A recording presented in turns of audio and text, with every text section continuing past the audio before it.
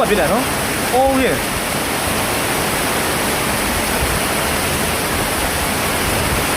အိုး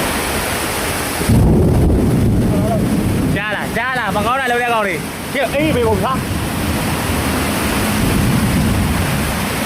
ကျွဲစောတဲ့ကောင်တွေတတိထားမိုးကြိုးပြစ်ပဲ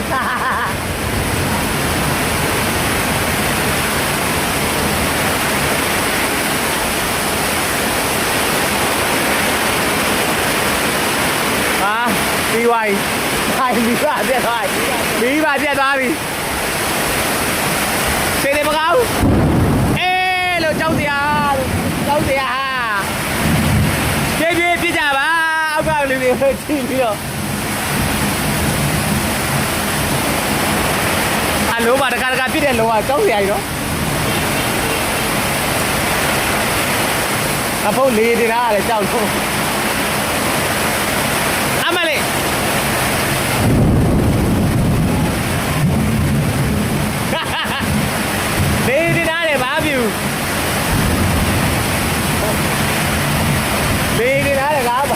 ကောက်တို့ရေ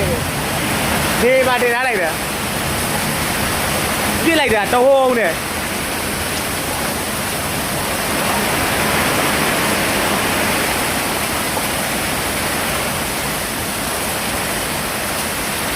ဘာမဟုတ်တော့ခဏလေးကို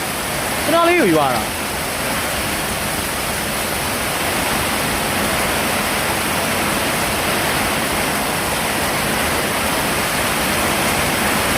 တော်လောက်ပြီထင်တယ်လို့ချိန်ပြန်ပြီလို့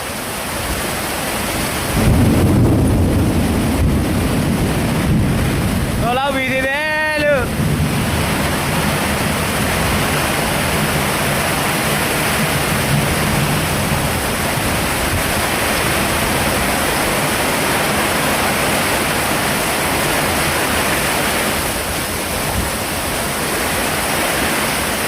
ညိုးတွေကြီးလိုက်လားလို့ဩမီးပြန်လာညိုးတွေကြီးလိုက်လားမိုးရဲ့